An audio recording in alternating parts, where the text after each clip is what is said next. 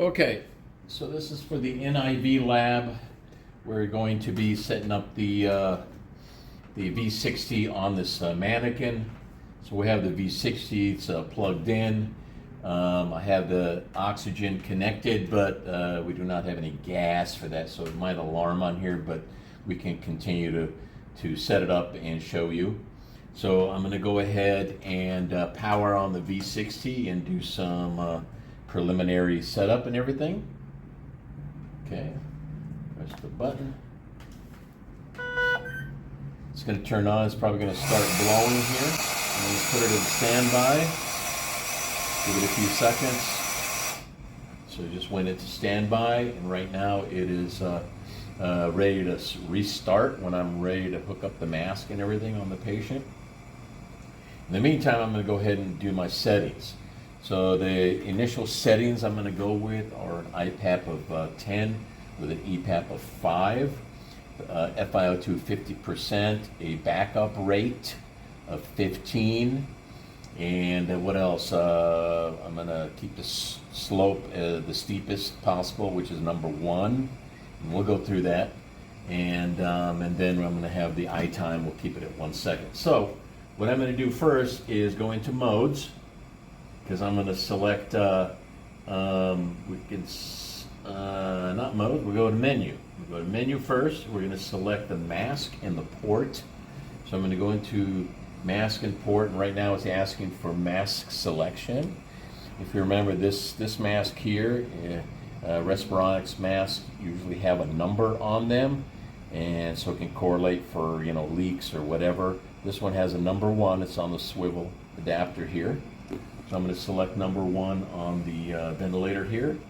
It's pre-selected, but you can scroll through all the different masks options. Okay, so number 1's right there. I will accept it. Then it's going to ask for the exhalation port. And if you remember on the V60 on this circuit here, this is the DEP, which is a disposable exhalation port. It's got the pressure line here and a port that's open here for exhalation that stays open all the time. Okay, this is, and you can see the picture of it over here. It's the DEP. I'll select it and accept. Okay, I'm going to check for brightness, which it's on the brightest, I believe. Yeah, okay.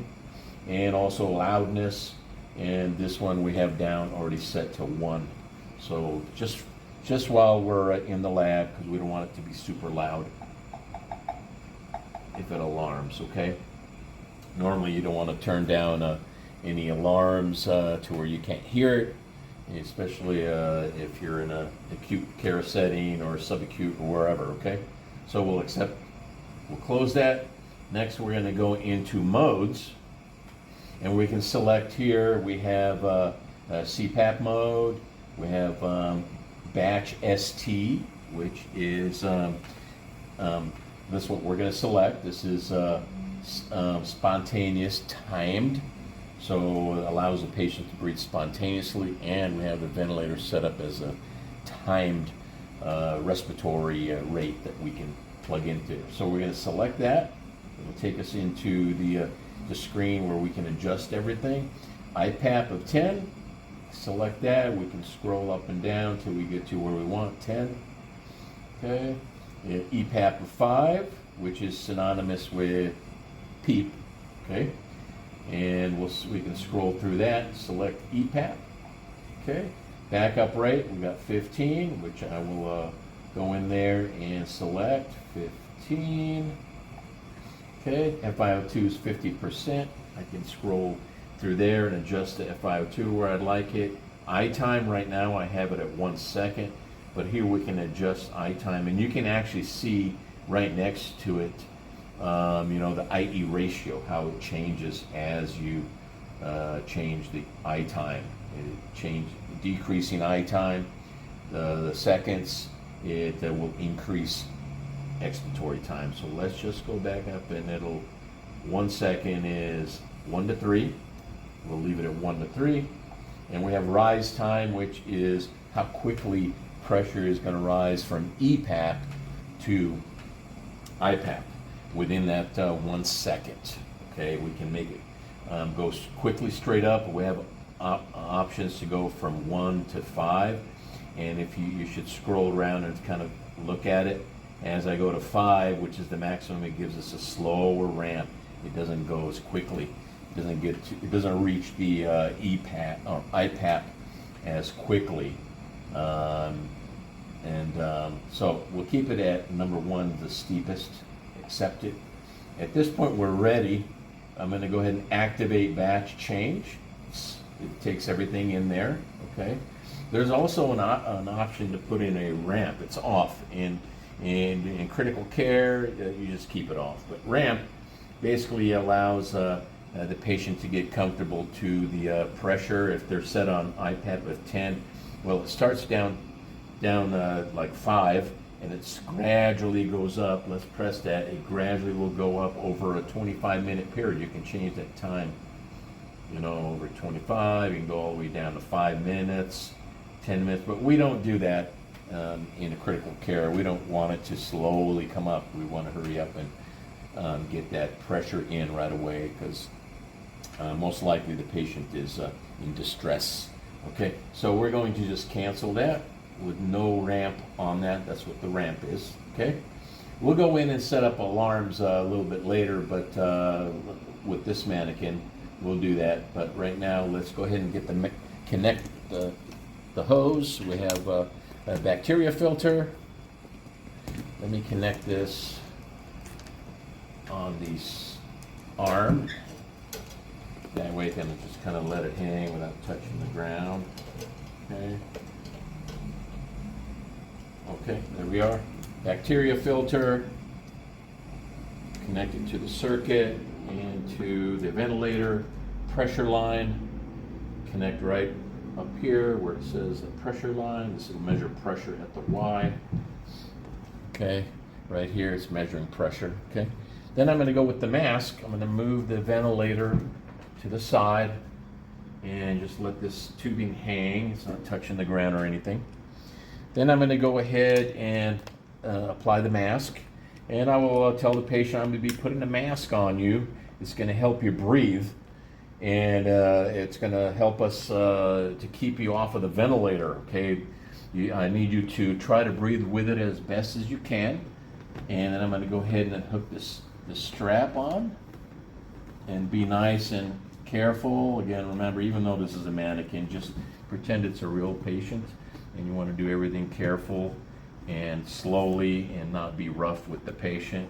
So I have the strap behind the head, and it's nice and even up here on the forehead where I'm going to connect it. Okay, sir, what I'm going to do is I'm going to put the mask on you, and you're going to feel some pressure, but it's going to help you breathe. And I want you to try to breathe with the ventilator. Okay, this will help you quite a bit. It'll help you relax a little bit. I'm going to put the mask on you, and I'm going to, as you can see, I'm going to put the mask on the bridge of the nose. So let me show you here. This is the mask, and the bridge of the nose is going to be right here. There is, of course, added a little more space up here, but we're going to put the bridge of the nose right here. And this is going to be underneath the lip. Okay, there we go. I'm going to snap it up here in the ball. It's going to come on your nose. You're going to feel some air right now. I'm connecting the ventilator circuit right now. I'm holding the mask, and I'm going to click start ST. I'm going to silence the alarm because it keep alarm because of oxygen. Okay. So I'm holding the mask on there. I'm telling the patient, just go ahead and breathe with the ventilator. Nice and easy. Okay, take a breath. And I'm adjusting the straps to kind of make it a little snug up there, a little bit. And remember, the ventilator, the V60 can compensate for a leak around the mask up to, how many liters per minute?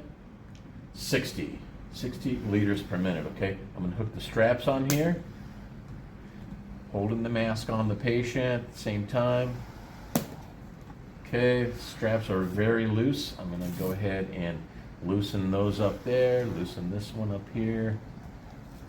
Might need a second person to hold the mask while you're doing all this. Okay, so I have it set up. Let me go ahead and lift the patient's head up. And I got the Velcro connected in the back. Okay, there we go.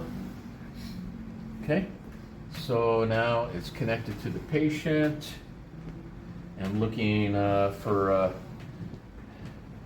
a few things here. Looking for a leak, and I'm looking up here. The leak. Well, I was able to get 32 last time. Right now we're looking at 81 liters per minute leak on this mannequin. Let's see. And I can feel a big, this is normal, I feel a little air leaking right here, that's the exhalation port. But I feel a lot of leaking around the mask, which we might not be able to get away, stop that because of this is a mannequin. Well, I got it down to 50. Okay, I'm not going to be too concerned about it right now. Because the mannequin will probably have some leak. Okay, so I'm going to look at a few things now. From here, I would go in my alarm settings. In alarm settings, we're going to kind of set it up similar to the ventilator. We have a high respiratory rate. We're going to look at the respiratory rate right now. It's 16, probably 15, obviously. Mannequin's not breathing. So a rate of 15, and I would set that about 10 above or 15. And that would be 15 would be 30, higher respiratory rate. Low respiratory rate, I'll go about 10, 15 below, and that's set appropriately. It's at 5. If we have, that's 10 below. We have a high tidal volume, and this patient here, you set it according to the tidal volume, about 150 to 200 above, which we're only gonna, we only have 900 here, 100. I would set this up, let's set it up as if we, at 200 above.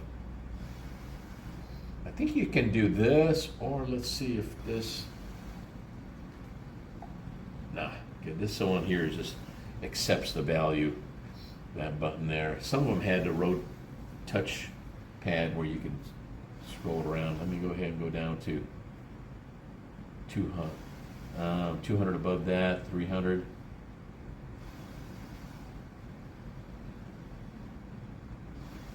Oh, not 300, and you got to keep tapping it. Unfortunately, yeah. Okay, except the high tidal volume, low tidal volume. Obviously, it's 96 is the tidal volume this mannequin's given us. So I would probably not go to 0. I would go down maybe to 80. Can't do 100 because 150 too low. High inspiratory pressure. Right now the high pips 7.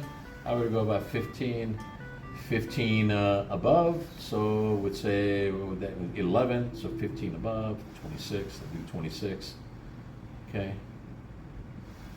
26.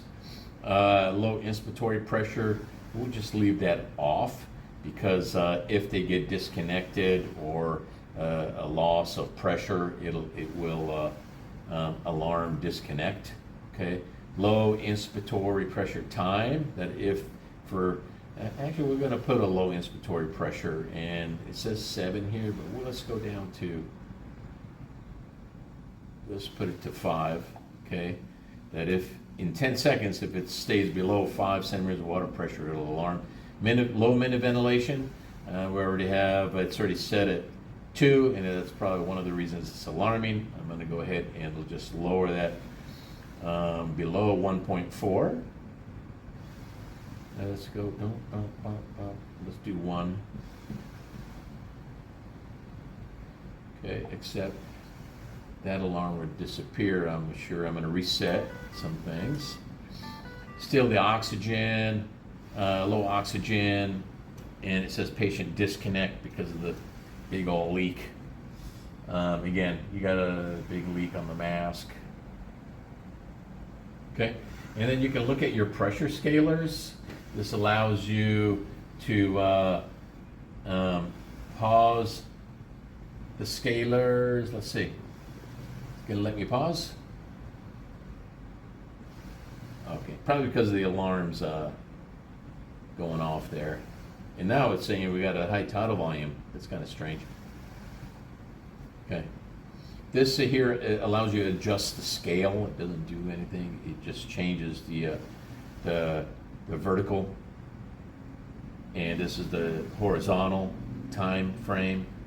And you can scroll that. This is 3-second window. So ideally, a 6-second window is good, or a 12-second window. That way you can get a couple breaths in there. You can see more than a couple breaths. And normally you could pause it, but because of the alarms, we're not able to pause it. Okay, so pretty much it. That's what we're going to do. You're going to set that up, hook the interface on the patient. I would recommend I know it's kind of corny to talk to the mannequin and all that, but get used to it. If you have to set this up in your clinical rotation, plan on talking to your patient. Try to comfort them, let them know what you're doing every step of the way. Make them feel comfortable, make them feel not so afraid, okay? But anyways, when we're all done with this, we can tell the patient, okay, you're great, we're going to take you off the BiPAP right now and see how you do. So what we could do is disconnect the mask, straps here, give it a little twist, okay, and we can lift this up. I'm going to go ahead and get ready for standby on the ventilator. Standby, I'm going to lift it up, and it will sense that the patient is disconnected. Okay, we'll take this off, and then we'll go ahead and remove the head gear off you, and we're set, and I'll put everything back the way it was. And when we're done with the ventilator, we'll just shut it off right here. Press the button, ventilator shut down.